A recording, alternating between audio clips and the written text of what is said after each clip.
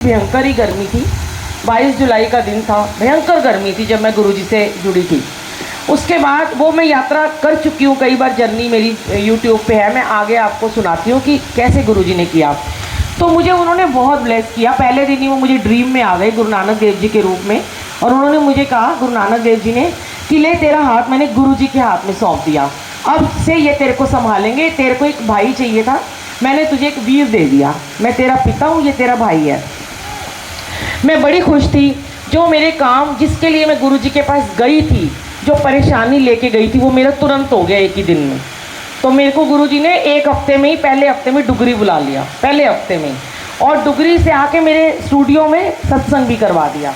और शुक्र करा जो पुराना वाला सोनिया अरोड़ा जी का मैं एक दिन में 100 बार चलाती थी, और मैं रोज़ मंदिर भागती थी, कभी सोमवार, कभी वीरवार, कभी शुक्रवार, और झूठ बोल बोल के भी जाती थी घर से कि काम है, स्टूडियो में नेल आर्ट के क्लाइंट बैठे हुए हैं, और मेट्रो में भाग जाती थी और फिर टाइम पे आ जाती थी। पता नहीं भाई, उस समय लगता था, क्योंकि मेरे हस्बैंड कहते थे कि नहीं कोई गुरु वुरु नहीं होते, उस समय बहुत ज़्यादा ये बोलबाला था गुरुओं का, तो विश्वास तो होता नहीं है किसी को, पर उनको भी लीला दिखाई गुरुजी ने। अब 1.5 महीने तक मुझे इतना ब्लेस कर दिया कि जो जो मुझे चाहिए था इन्होंने वो मेरे साथ किया। मैं मुंह से बात निकालती और ये मेरी पूरी कर देते, सिर्फ 1.5 महीना। और 22 जुलाई से लेके 15 सितंबर तक इन्होंने मुझे हर वो चीज़ दी जो मैं चाहती थी। मेरी बीमारियां ख़त्म की, मेरी प्रॉब्लम्स का अंत कर दिया, मुझे खुश रहना सिखा दिया। मैं बहुत डिप्रेशन में रहती थी, हर चीज़ ठीक कर दी। कहते हैं ना कि गुरुजी हमारी परीक्षा ज़रूर लेते हैं। मैं अभी आपको यही बताना चाहती हूँ कि अगर हमें गुरुजी ने आज ब्लेस कर दिया, तो ज़रूरी नहीं है कि आने वाले समय में हमारे में अहंकार आ जाए कि नहीं अब तो हम इनकी प्यारी संगत बन गए हैं, अब तो ये इन्होंने हमारा हाथ पकड़ लिया, वो हम कुछ भी करें। ऐसे ही लोग फिर बाद में मनमानियाँ करते हैं। मैंने मनमानियाँ नहीं करी थी, क्योंकि मैं गुरु नानक देव जी से जुड़ी हुई थी, पर मेरे इफ एंड बट अभी चल रहे थे। इधर गुरु नानक देव जी, इधर गुरु जी, इधर गुरु नानक देव जी, इधर गुरु जी।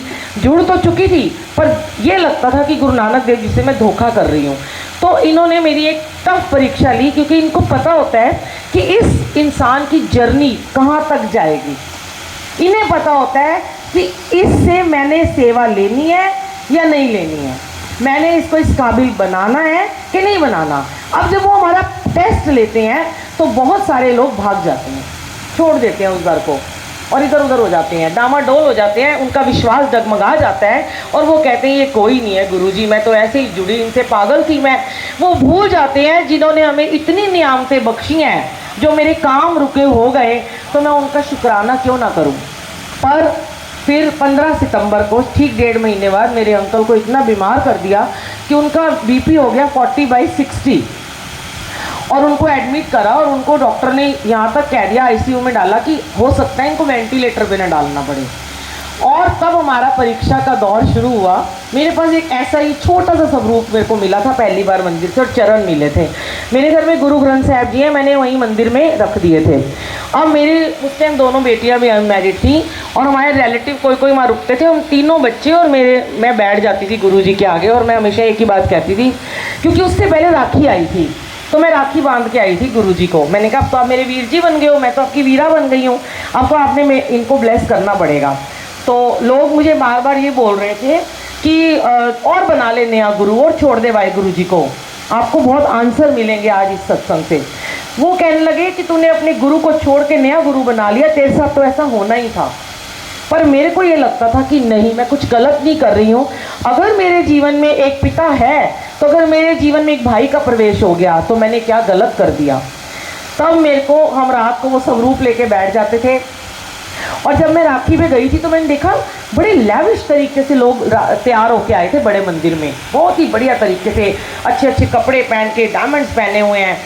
मैं भी अच्छे से तैयार होके गई, मेरे को सेवा भी मिली मिस्सी रोटी बनाने की, मुझे बहुत सेवा दी गुरुजी ने उस 1.5 महीने में।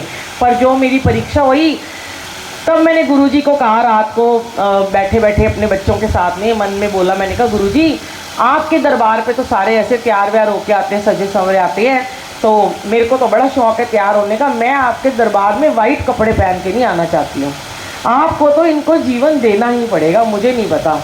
इतना कह के मैं सो गई। मुझे नहीं पता, मेरा बेटा बहुत छोटा था, 9th में उस टाइम पढ़ता था, वो मेरे साथ डुगरी गया था जब मैं गई थी।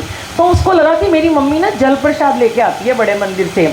वो अगले दिन हमारी एक स्टाफ वर्कर के साथ में मेट्रो में मुझे बिना बताए चला गया बड़े मंदिर, और वहाँ पे जाके सेवादारों से कहता है मेरे पापा बहुत बीमार हैं, मुझे जल प्रसाद दे दो, वो एडमिट हैं। वो लेके आया, उसने मुझे भी नहीं बताया, उसने जाके, शायद मेरे हस्बैंड को याद भी नहीं होगी ये सारी बातें, उसने जाके ढक्कन, पानी भी उनको मना था, उनके मुंह में डाल दिया अंदर जाके आईसीयू में। और डॉक्टर हैरान हो गए कि थोड़ी देर के बाद ही उनका बीपी 80/100 हो गया, और डॉक्टर ने कहा कि इनको हम बाहर निकाल रहे हैं आईसीयू से। ये ब्लेसिंग दी गुरुजी ने, क्योंकि विश्वास जो था वो डगमगाया नहीं था, वो डोला नहीं था। यहाँ हमारा जब, और उनको पता था अगर उस समय मैं डगमगा जाती ना तो शायद आज मैं यहाँ नहीं होती, ये जर्नी आज इतनी आगे तक नहीं पहुँची होती। इतनी सेवा जो इन्होंने बख्शी ना, सिर्फ इसलिए कि उसके बाद कहते हैं ना कि हमने मुड़ के नहीं देखा कि क्या गुरुजी और क्या वाहेगुरु जी और क्या माता रानी और क्या कान्हा जी और क्या राम जी और क्या कोई, सब एक ही में नज़र आने लगे। नवरात्रों में गुरुजी के, माता रानी के दर्शन होने लगे, मुझे वाहेगुरु जी के दर्शन होने लगे, कभी कान्हा जी के होने लगे, कभी चरणों में, तो बहुत उस समय मुझे बहुत दर्शन होते थे, अब तो मुझे होते ही नहीं।